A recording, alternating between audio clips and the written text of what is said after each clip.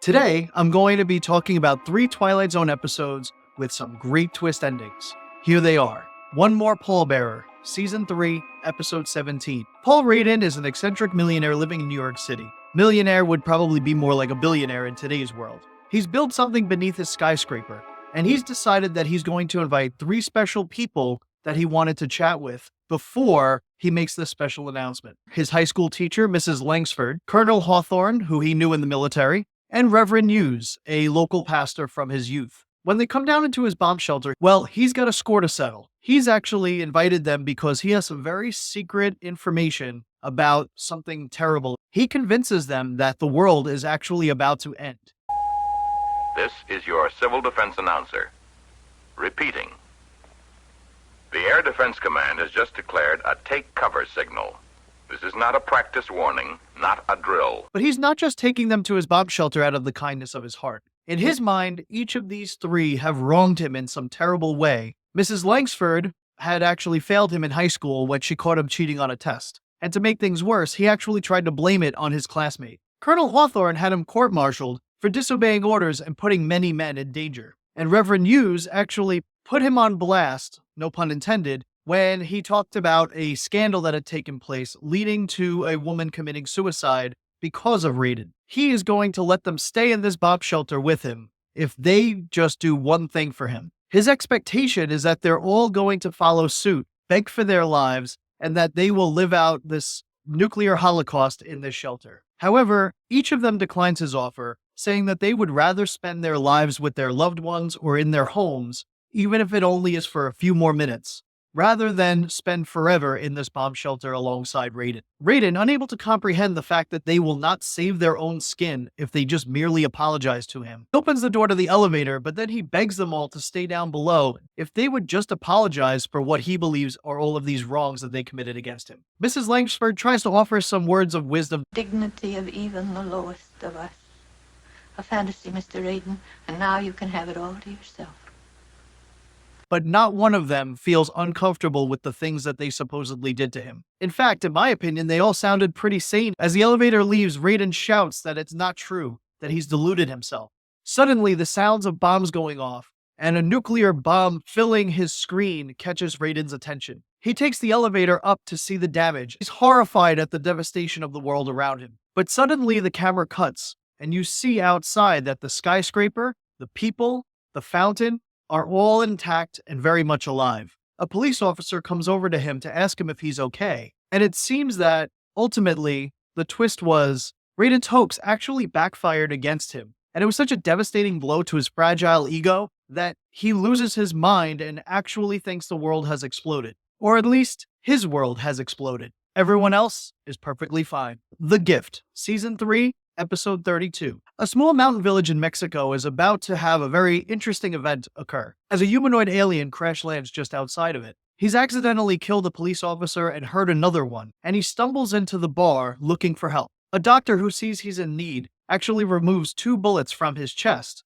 The humanoid alien refers to himself as Mr. Williams, and he soon befriends a little boy named Pedro who is helping clean the bar. Mr. Williams decides that Pedro is going to get the gift, but he hasn't explained exactly what it is. In the meantime, the bartender has actually notified the Mexican army about the situation that's happened. Mr. Williams, now terrified, tries to get back into his ship, but he's cornered by some of the villagers and soldiers that have come. He begs them to not hurt him and that he only comes in peace. He tells Pedro to show them the gift, and he will explain what it is. However, the villagers are not going to fall for that. They take the gift and they throw it in a fire. They think it must be the work of the devil. Pedro and Mr. Williams, who've become good friends in this episode, they reach for each other, and the villagers, who are afraid Mr. Williams will hurt Pedro, shoot him. He's attacking the boy! He's going after the boy! Somebody stop him!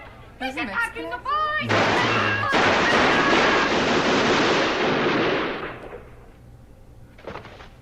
With Mr. Williams now dead, the doctor who had helped him in the beginning of the episode picks up the remains of the gift from the fire. There's a note attached, and the doctor reads it.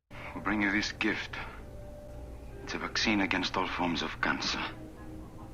Rod Serling does such a great job at turning things on their head and also having some great social or political commentary. Instead of a humanoid alien from Mars, this could really be in place of just xenophobia in general. that people are just inherently afraid of someone or something that they don't know well. If they had just trusted him, they would have gotten the ultimate vaccine to have cured cancer. So sometimes I guess the lesson would be, if you just get to know someone and try to learn the whole story first, you'll find that more often people come in peace. The Shelter, Episode 3, Season 3. Physician Bill Stockton is having a party with his wife, his son, and many of his friends and family that he's known for a long time. Also at the party are his brother-in-law, 2 college roommate friends, and their wives. Bill is a well-known and well-liked physician who has cured and helped many people over his career. Each of the people at the party has been helped in some way by him, and so everyone really loves him.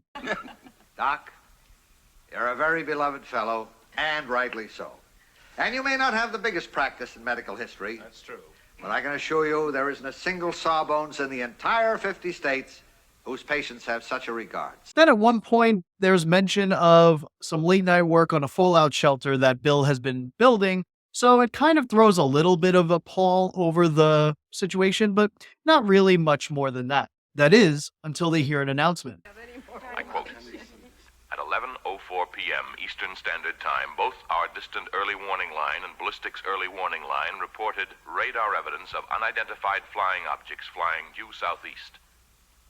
As of this moment, we have been unable to determine the nature of these objects. Bill is going to take himself, his wife, and his son into that tiny little shelter, which is just going to have enough food, water, and provisions for 3 people. His once friendly and loving guests are now getting increasingly anxious and more terrified by the situation. As with anything like this, where people are thrown into a survival situation and stress is building, other things come to the surface, like suppressed emotions and issues that they may have had over the years. At the height of this episode, the other neighbors create a battering ram and break down the door.